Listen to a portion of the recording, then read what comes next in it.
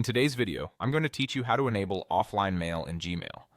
If you travel, work on the go, or just lose connection now and then, enabling offline mail lets you read, search, and even draft replies without the internet. Everything you do queues up and sends automatically once you're back online. First, make sure you're using a compatible browser. Google Chrome is the most reliable choice, but Microsoft Edge based on Chromium and Brave also work well. Offline mode will not work in private or incognito windows, so open a normal browsing window before you begin. If you use multiple browser profiles, stick with the one you plan to use offline so your data is available where you expect it. Now open your browser and go to gmail.com, then sign into your Gmail account. Once your inbox loads, look to the top right corner and click the gear-shaped settings icon. In the panel that appears, select See All Settings to open the full settings page. Along the top of the settings menu, you'll see several tabs. Click the one labeled Offline. Here, check the box that says Enable Offline Mail.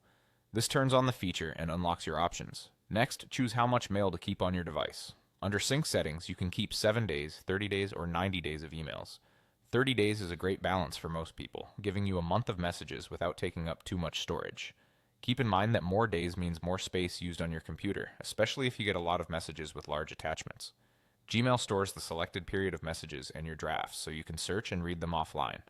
Below that, choose your security preference for when you sign out. If this is your personal, trusted computer, select Keep Offline Data on my computer so you don't have to resync every time. If you're on a shared or public device, select Remove Offline Data from my computer to protect your information. This setting only takes effect when you sign out.